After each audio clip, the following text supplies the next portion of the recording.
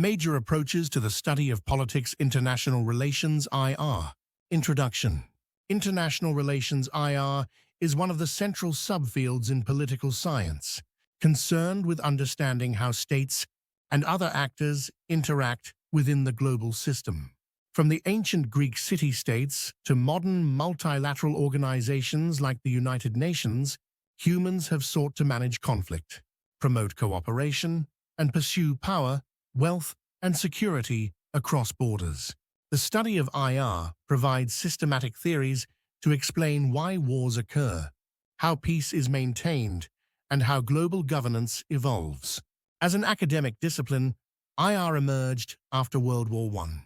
Motivated by the desire to prevent another catastrophic conflict, its early scholars sought to create a science of peace. Yet over time, the field diversified to include a range of theoretical perspectives from realism and liberalism to Marxism, constructivism, feminism, and post-colonialism. These approaches differ in their assumptions about human nature, power, institutions, and the possibility of moral progress in international politics. This essay explores the major approaches to IR realism, liberalism, Marxism, constructivism, feminism, post-colonialism, and critical theories tracing their historical evolution, conceptual foundations, and empirical applications. It concludes with a discussion on the synthesis of theories and the challenges of global governance in the 21st century. 1. The classical foundations of international relations. 1.1. Early thought and the birth of the discipline. The roots of IR stretch back to classical political philosophy. Thucydides' History of the Peloponnesian War offered one of the earliest realist analyses of power politics, emphasizing fear, honor, and interest as the driving forces of state behavior.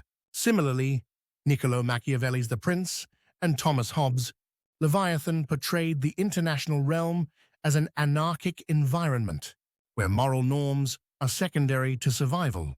In contrast, Enlightenment thinkers, like Immanuel Kant, envisioned the potential for perpetual peace through republican governance, commerce, and international law. Kant's Perpetual Peace, a philosophical sketch, 1795, laid the foundation for liberal institutionalism, suggesting that democracies and trade promote cooperation. The devastation of World War I gave rise to IR as an independent discipline. Early scholars, such as Alfred Simon and Norman Angell, promoted idealism or utopianism, emphasizing moral progress, international law, and collective security through the League of Nations. However, their optimism was soon challenged by the resurgence of conflict and totalitarianism in the 1930s, paving the way for realism's dominance. 2. Realism, the politics of power and survival.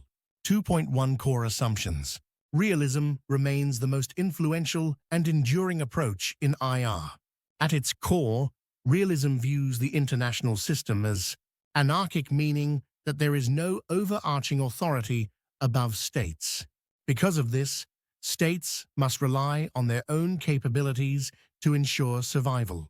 The principal unit of analysis is the sovereign state, and its primary goal is power and security.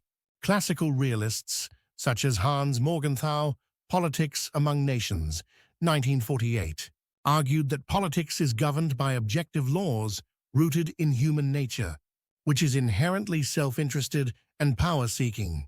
Realism assumes that moral principles cannot override national interest, and that conflict is inevitable due to the competitive nature of the system. 2.2 Structural or Neorealism. Kenneth Waltz's Theory of International Politics, 1979, reformulated realism into a more scientific, structural form known as neorealism.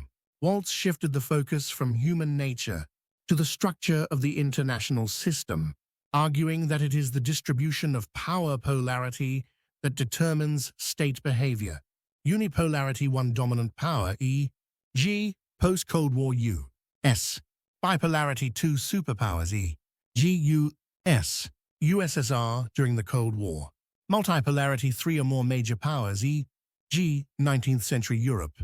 For Waltz, states balance against threats and seek relative gains, how much they gain compared to others, rather than absolute gains.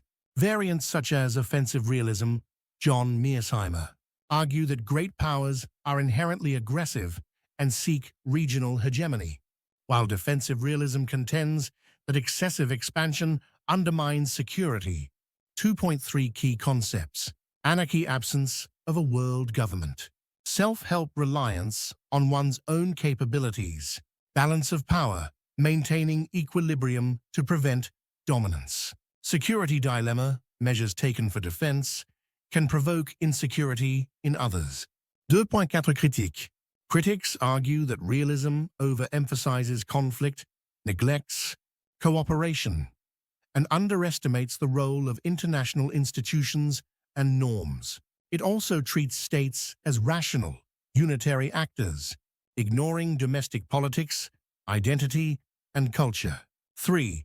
Liberalism, cooperation, and institutional order.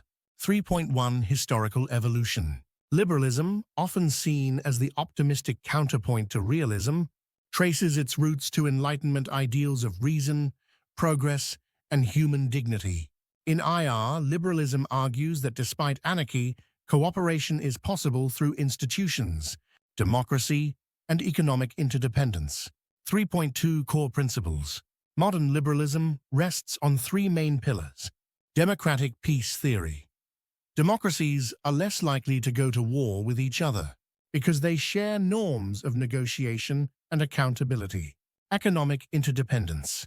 Trade and globalization create mutual benefits, making war costly.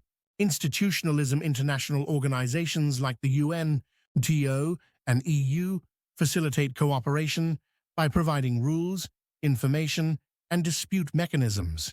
3.3 Neoliberal institutionalism.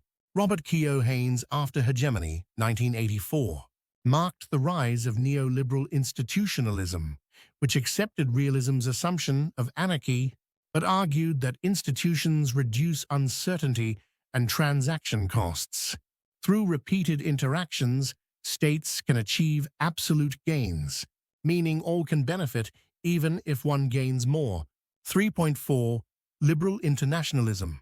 Liberal internationalists, such as Woodrow Wilson, promoted collective security and international law.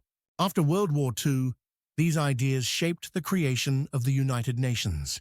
Bretton Woods institutions, IMF, World Bank, and later the European Union. The post-Cold War era witnessed liberal triumphalism, with Francis Fukuyama's The End of History, 1992, predicting the global spread of democracy and markets. Yet, the Iraq War, global inequality, and authoritarian resurgence challenged this optimism. 4. Marxism and critical political economy. 4.1 Foundations. Marxist approaches view international relations through the lens of class, struggle, and economic exploitation. They argue that the global capitalist system, rather than state rivalry, is the primary source of conflict and inequality. In contrast to realism and liberalism, which focus on states, Marxism emphasizes transnational classes, imperialism, and economic dependency. Vladimir Lenin's Imperialism, the Highest Stage of Capitalism, 1916, argued that capitalist states expand abroad to secure markets and resources, leading to colonial domination and inter-imperialist rivalry. 4.2 Dependency and World Systems Theory. Dependency theory. Andre Gunder, Frank, 1960s, posits that developing countries remain impoverished because global capitalism locks them into exploitative trade relations. World Systems Theory. Immanuel Wallerstein divides the world into core, semi-periphery, and periphery zones, highlighting how wealth flows from poor to rich regions. 4.3 Neo-Gramscian and critical approaches. Antonio Gramsci's concept of hegemony inspired critical theorists such as Robert Cox, who argued that global order is maintained through both coercion and consent via cultural norms, institutions, and ideology. This approach opened IR to questions of discourse, identity, and social power, paving the way for constructivism